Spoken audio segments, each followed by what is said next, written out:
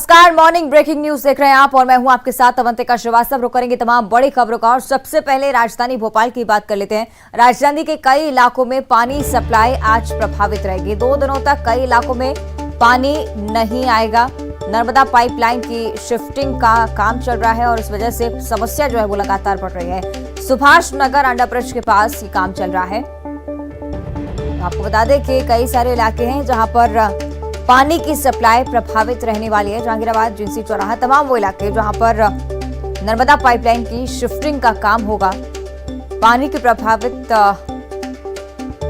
इन शहरों में माना जा रहा है कि करीबन 2 दिनों के लिए इस तरह की स्थिति रहेगी। हालांकि जल्द से जल्द ये काम कंप्लीट किए जाने का दावा भी निगम की तरफ से किया जा रहा है, लेकिन जब तक ये काम चलेगा तब तक वाटर सप्लाई तमाम क्षेत्रों में प्रभावित रहने वाली है।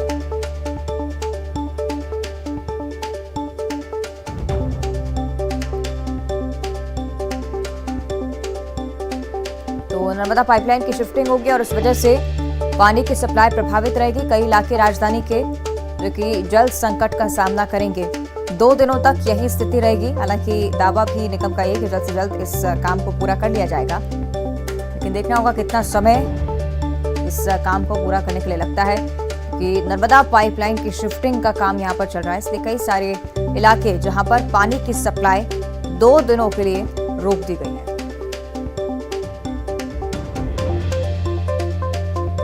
2 दिनों तक कई इलाकों में पानी सप्लाई प्रभावित रहेगी। कई ऐसे इलाके राजधानी भोपाल के जहां पर पानी नहीं आएगा। भोपाल में मेट्रो के डिपो बनने के कारण नर्मदा पाइपलाइन की शिफ्टिंग की जा रही है। आप देख सकते हैं सुभाष नगर पर जो है इस पाइपलाइन को शिफ्ट करने का काम किया जा रहा है, क्योंकि एक तरफ मेट्रो की लाइन यहां से निकल रही है और दूसरी तरफ हम दिखाना चाहेंगे कि दूसरी तरफ मेट्रो का जो डिपो है उसका निर्माण कार्य चल रहा है। यही कारण है कि इस डिपो की वजह से जो नर्मदा की जो मुख्य पाइपलाइन है उसको शिफ्ट करने का काम किया जा रहा है और इसी शिफ्टिंग की वजह से आज से करीब 2 दिनों तक जो है पानी की सप्लाई करीब 50 से ज्यादा इलाकों में प्रभावित रहेगी। जिंसी का इलाका हो या ओल्ड सिटी या न्यू शहर के कई ऐसे इलाके हैं जहां पर इस पाइपलाइन से जो है सप्लाई की जाती, लेकिन 2 दिनों तक जो है पानी की सप्लाई बाधित रहेगी। हालांकि नगर निगम के अधिकारियों का ये कहना है कि पानी की कमी किसी तरीके से ना हो, हर घर पानी पहुंचे, इसके लिए टैंकरों का इस्तेमाल भी जरूरत के हिसाब से किया जाएगा। कैमरामैन दीपक के साथ मनोज राठौर, न्यूज 18 भोपाल।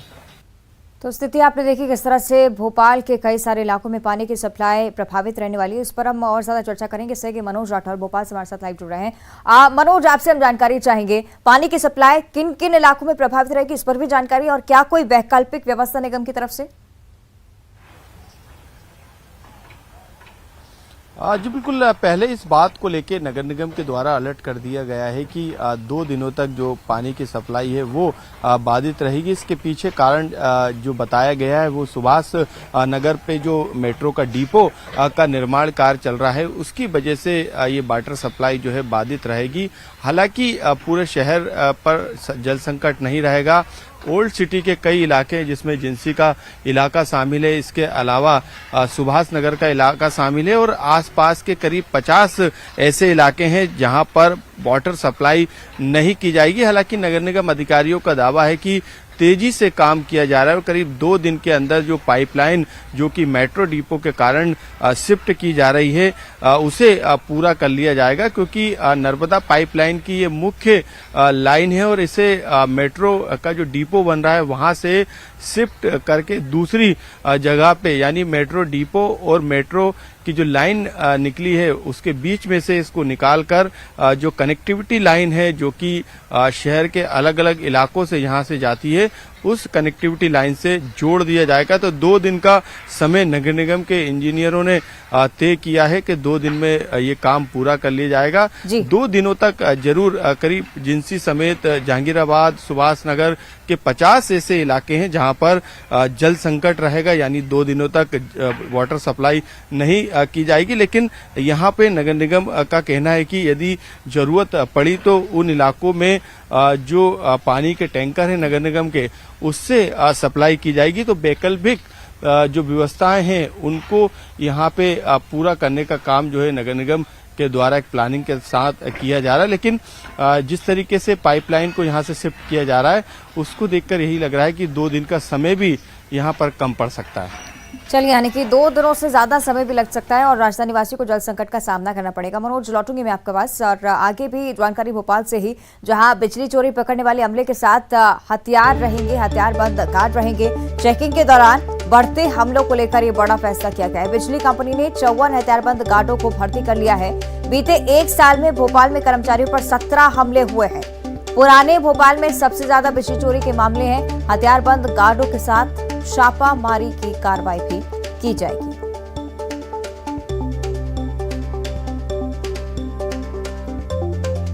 तो आपको बता दें कि बिजली कर्मचारियों के साथ अब हथियारबंद गार्ड भी होंगे जो बिजली चोरी पकड़ेंगे। साथ ही साथ छापामार कार्रवाई भी की जाएगी। आपको बता दें कि कई सारे हथियारबंद गार्ड्स की भर्ती की जा चुकी है।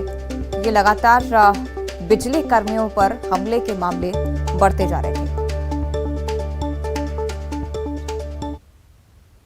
चलिए, ज्यादा चर्चा के लिए सहयोगी मनोज का एक बार फिर से हम रुक कर लेते हैं। मनोज, आपसे हम जानकारी चाहेंगे, क्या कुछ जानकारी इसको लेकर, क्योंकि 17 मामले अभी तक सामने आए हैं जब बिजली चोरी को लेकर हमला किया गया कर्मचारियों पर।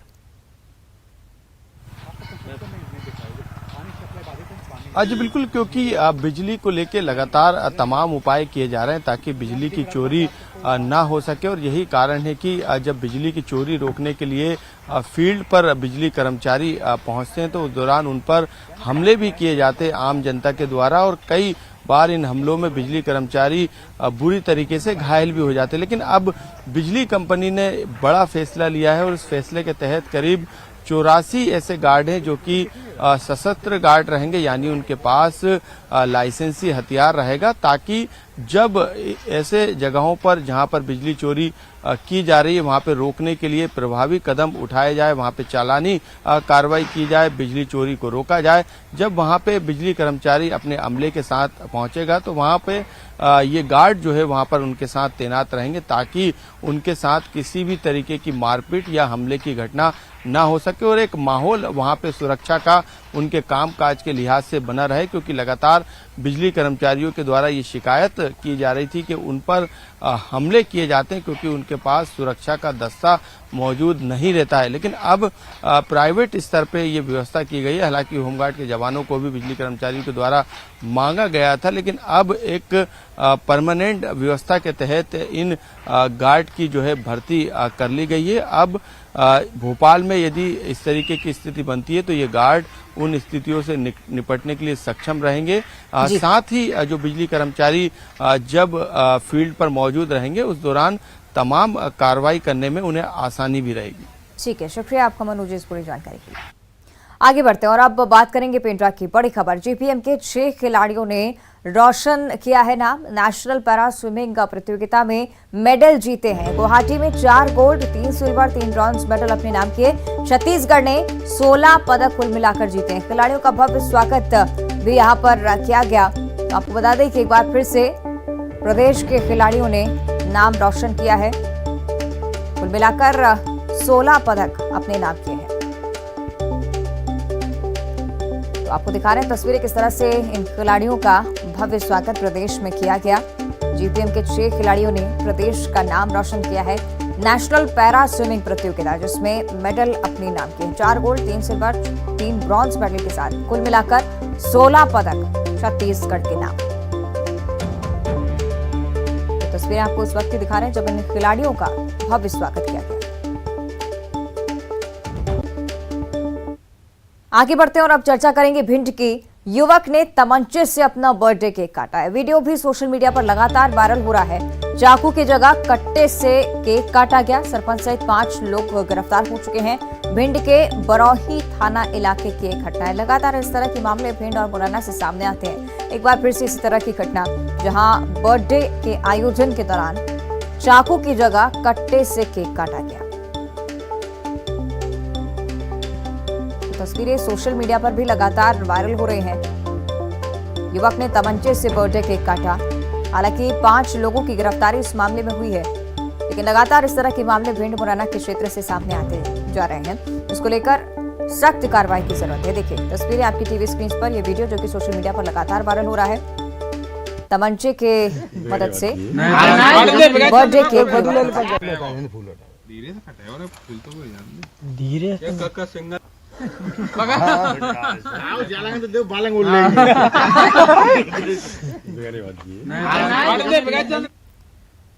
आगे बढ़ते हैं। झाबुआ से बड़ी खबर। झाबुआ रतलाम हाईवे पर यात्री बस पलटी है। हादसे में एक यात्री की मौत हो चुकी है, 7 लोग घायल बताए जा रहे हैं। आपको बता दें कि देर रात का ये हादसा है और इस वजह से घायलों को देर रात अस्पताल पहुंचाया गया। तस्वीरें आपको दिखा रहे हैं साथ से जुड़ी, जहां आसपास लोगों ने फौरन मदद करते हुए एम्बुलेंस तक पहुंचाया, अस्पताल तक पहुंचाया इन तमाम घायलों को। तो आपको बता दें कि तेज रफ्तार में थी यात्री बस और इस वजह से अनियंत्रित हुई यह हादसा हुआ। करीब 7 यात्री बुरी तरह से घायल बताए जा रहे हैं। एक यात्री की मौत भी हो गई है।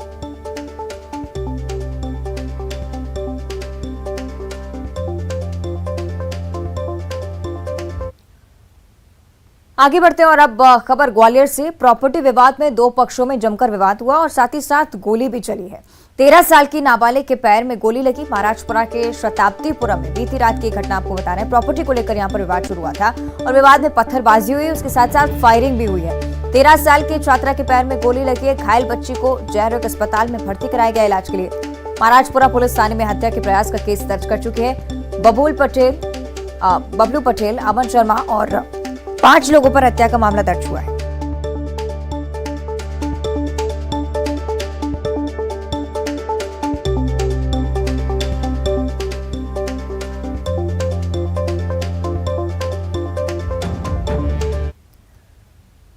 आगे बढ़ते बिलासपुर से बड़ी खबर है। युवती का शव ले जाते समय कैमरे में आरोपी कैद हो गया है।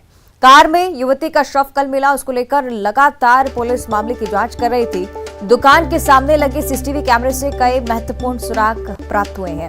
तो कैमरे में ये पूरी घटना कैद हो गई। तस्वीरें आपको दिखा रहे हैं। आरोपी आशीष साहू युवती का शव ले जाते हुए साफ तौर पर इस गाड़ी में नजर आए हैं। लाश को कार में रखकर आरोपी कस्तूरबा नगर अपने घर ले जाते हुए भी इन तस्वीरों में कैद हुआ है। तो सीसीटीवी फुटेज के जरिए अब इस हत्याकांड की कुछ गुत्थियां पुलिस सुलझा सकती है। थोड़ा सा आसान पुलिस के लिए अब पूरी घटना की तफ्तीश गंभीरता से की जा रही है।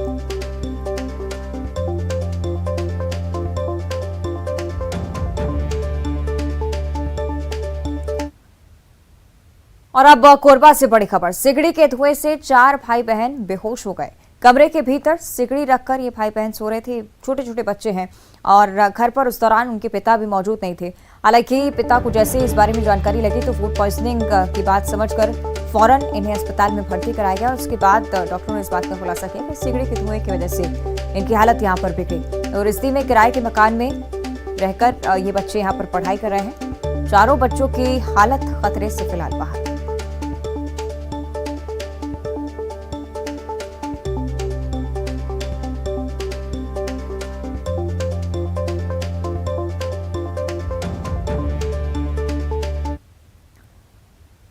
आगे बढ़ते हैं और अब बात करेंगे सूरजपुर की, जहां पर दल से बिछड़ा हाथी गांव में लगातार उत्पात मचा रहा है। प्रतापपुर वन परिक्षेत्र का यह मामला है। जजावल क्षेत्र में हाथी घूम रहा है, फसलों को भी नुकसान पहुंचा रहा है। हाथियों का दल पिंगला अभ्यारण्य की ओर जा चुका है, लेकिन इस बीच इस दल से एक हाथी बिछड़ा और इस हाथी का उत्पात इस क्षेत्र में देखने को मिल रहा है। तस्वीरें आपको दिखा रहे हैं किस तरह से फसलों को भी इस हाथी ने नुकसान पहुंचाया है और लगातार हमले का खतरा तो बना ही रहता है। सूरजपुर की तस्वीरें, ग्रामीण भी हाथी की आमद से बेहद परेशान।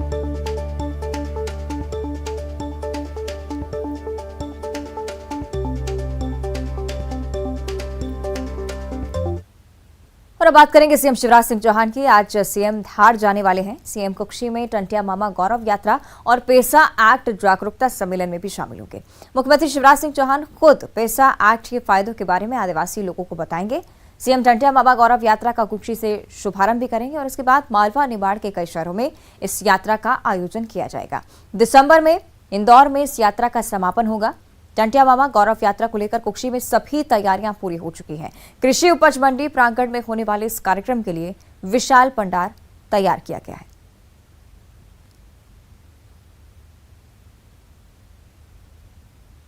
आगे बढ़ते हैं और अब चर्चा करेंगे जबलपुर की। संघ प्रमुख मोहन भागवत जबलपुर दौरे पर हैं। आज कुटुंब प्रबोधन कार्यक्रम में शिरकत करेंगे मोहन भागवत और एमएलबी ग्राउंड में इस कुटुंब प्रबोधन कार्यक्रम का आयोजन होने जा रहा है। कल मोहन भागवत ने प्रबुद्धजनों को संबोधित किया था। कई बड़ी बातें संबोधन के दौरान उन्होंने कही और आज भी इसी तरह का कार्यक्रम जबलपुर में आयोजित किया जा रहा है।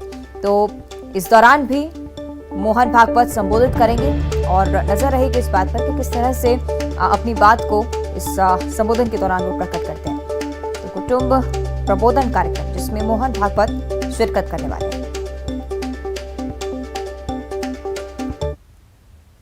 आगे बढ़ते बात करेंगे राजधानी भोपाल की। कांग्रेस अपना वचन पत्र तैयार करने में एनजीओ की सहायता लेगी। आपको बताते कि 2023 की तैयारी कांग्रेस की तरफ से लगातार की जा रही है और इस बीच एक और बड़ी रणनीति कांग्रेस की तरफ से सामने आई है। एनजीओ के सहारे कांग्रेस का 2023 का रण जीतने का फैसला, जिसको लेकर हम चर्चा करें। कांग्रेस मध्य प्रदेश में आदिवासी वर्ग को साधने के लिए एनजीओ की मदद लेगी। गैर सरकारी संगठनों का राज्य स्तरीय सम्मेलन जिसका आयोजन किया जा रहा है, साथ ही दिसंबर में इस खास कार्यक्रम का आयोजन हो सकता है, ऐसी संभावना।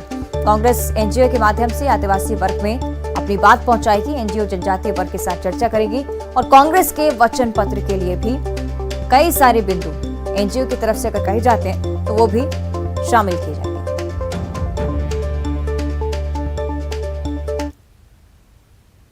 बात करेंगे खंडवा की, जहां पर 11 महीने पहले जिस शख्स ने सुसाइड कर ली और नदी में पुलिस जिसके शव की अब तक तलाश में जुटी हुई है, अब उसके जिंदा होने के सबूत मिल रहे हैं। दरअसल शेख जुनैद ने वन विभाग में ठेका दिलाने के नाम पर लोगों से करोड़ों रुपए लिए और लापता हो गया। 27 जनवरी 2022 को कर्जदारों से परेशान होने की बात कहकर आत्महत्या करने का उसने एक वीडियो भी जारी किया। वीडियो के बाद लोग समझते रहे कि उसने आत्महत्या कर ली है और पुलिस गोताखोरों की मदद से उसके शव को नर्मदा में तलाश भी रही थी। लेकिन अब कुछ लोगों ने खंडवा एसपी को उसके होटलों, एयरपोर्ट पर घूमने की शिकायत करते हुए फोटो जारी किए हैं। पहले एक जुनैद नाम के व्यक्ति ने एक वीडियो वायरल किया था जिसमें उसने बताया कि मैं आत्महत्या करने जा रहा हूं और एक्वाडक्ट साइट का वीडियो था और उसके बाद फिर उसके बाद उसकी बॉडी हम लोग काफ़ी प्रयास किए थे, वो बॉडी नहीं मिली थी। अभी फरियादी एक आया है जिससे जुनैद ने कुछ ही बात को लेकर पैसे वगैरह लिए थे और संभवतः नौकरी या अन्य लाभ दिलाने के लिए, और उसके बाद से फिर वो गायब हो गया था। और इस फरियादी का कहना है कि जुनैद अभी जीवित है और वो जो पैसे वगैरह हैं उसको लेके कहीं और रहता है और अपने बाकी यहाँ पे लोगों से मिलने भी कई बार आता है। तो इस तरह के उन्होंने कुछ हमें दस्तावेज भी दिए हैं जिसकी जांच हम कर रहे हैं। अगर ऐसा पाया जाएगा तो उसके खिलाफ अग्रिम कार्रवाई इसमें की जाएगी। आगे बढ़ते हैं और अब चर्चा करेंगे राजधानी रायपुर की। चंदखुरी में संविदा कर्मियों ने 1008 दीपक जलाकर सरकार से नियमितीकरण की मांग की है। नियमितीकरण की मांग उनकी तरफ से लगातार उठाई जा रही तस्वीरें आपको हम दिखा रहे हैं। संविदा कर्मियों ने सरकार को अपना वादा याद दिलाया है। रायपुर से पदयात्रा कर चंदखुरी पहुंचे संविदा कर्मी 1008 दीपक जलाकर सरकार से अपनी मांगों को पूरा करने के लिए लगातार कोशिशें कर रहे हैं और ये एक कोशिश जिसका उदाहरण आपको टीवी स्क्रीन पर दिखा रहे हैं। 1008 दीपक जलाए, नियमितीकरण की मांग इस तरह से उठाई गई।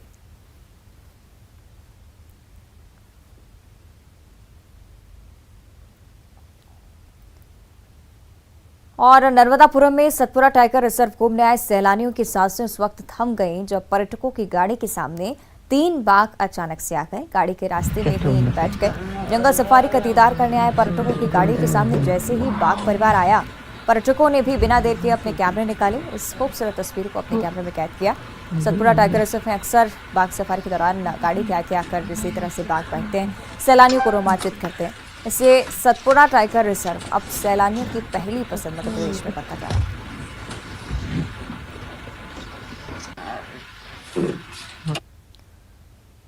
और उमरिया के बांधवगढ़ घूमने आए पर्यटकों के सामने जब छोटा भीम नाम बाघ आया तो बांधवगढ़ घूमने आए पर्यटक रोमांचित उठे।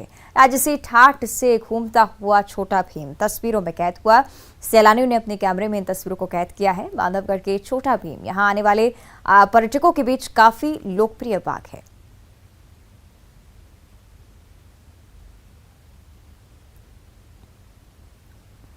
और कांग्रेस नेता राहुल गांधी की भारत जोड़ो यात्रा बुरहानपुर जिले के बोदरडी गांव से 23 नवंबर को शुरू होगी, मध्य प्रदेश में प्रवेश करने वाली है। इस दौरान यात्रा का स्वागत बंजारा समाज के राष्ट्रीय कलाकार रीना नरेंद्र देशमुख बंजारा लोक नृत्य की प्रस्तुति देकर करने वाली है।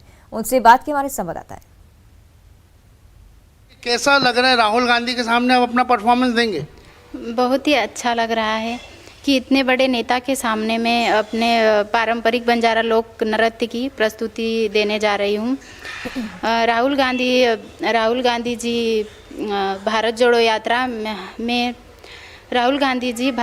यात्रा में ग्राम डोंगरगांव से प्रस्थान करने वाले हैं, जिसमें मैं हमारे पारंपरिक लोक नृत्य की प्रस्तुति देने जा रही हूँ, जिसमें मैं सिर पर गिलास पर 51 मटकी रखकर कांच के गिलास पर और तलवार पर कांच के टुकड़ों पर चलकर यह प्रस्तुति देने जा रही हूँ। प्रस्तुति देंगे। हम उम्मीद करते हैं राहुल गांधी जी को जहाँ जा रहे हैं वहाँ के कलाकारों से रूबरू हो रहे हैं, तो हमें पूरी उम्मीद है राहुल गांधी जी को भी इस कलाकार की ये कला पसंद आएगी। अगर लगन और कुछ करने का संकल्प मन में हो तो असंभव भी संभव हो जाता है। ऐसा ही कुछ कर दिखाया है नर्मदांचल की बेटी आद्या तिवारी ने। सरकार द्वारा जारी किए गए खेल पुरस्कार की सूची में आद्या का चयन प्रदेश के सर्वोच्च खेल पुरस्कार विक्रम अवार्ड 2021 के लिए किया गया है। इस खबर से पूरे जिले में हर्ष की लहर है। सूची में भी आद्या ने वरीयता हासिल की है, प्रथम स्थान हासिल किया आद्या ने। और इस खबर को सुनकर आद्या का परिवार भी फूला नहीं समा रहा। उनके घर पर बधाइयों का तांता लगा हुआ है।